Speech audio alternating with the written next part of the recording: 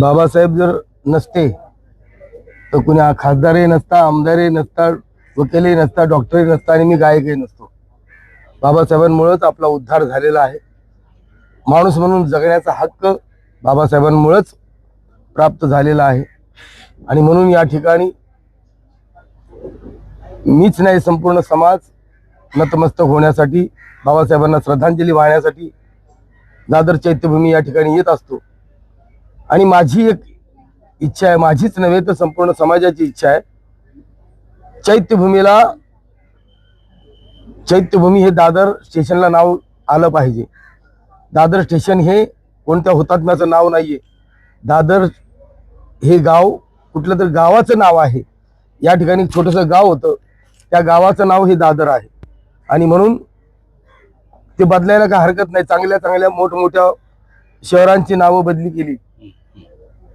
ह्या जिथं आमचा हक्क आहे, अधिकार आहे आणि बाबासाहेबांच्या अस्थी या ठिकाणी आहेत. बाबासाहेब या ठिकाणी असल्या कारणानं संपूर्ण समाज आहे. तर सर्वांना कळलं पाहिजे की आम्ही चैत्यभूमीला चाललोय, ना की दादरला चाललोय. आणि म्हणून दादरचं नाव हे चैत्यभूमी झालं पाहिजे. आणि नुसत्या मेट्रोचंच नाही, मेट्रोला आम्ही नाव देऊ म्हणतात, पण नुसत्या मेट्रोलाच नाही, मेट्रोलाही नाव द्या चैत्यभूमी.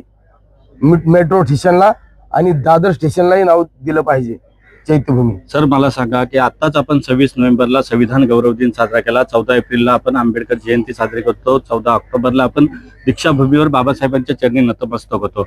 वर्षभरातले काही उपक्रम वगळता 365 दिवसामध्ये बाबासाहेबांची चळवळ अधिक ताकदवान आणि बाबासाहेबांना अपेक्षित अशी बहुजन विचारांची, बहुजन महापुरुषांची चळवळ गतिमान होण्यासाठी काय आपलं या ठिकाणी आव्हान असणार आहे जनतेला? कशा पद्धतीने कृतिशील उपक्रम राबवले पाहिजेत?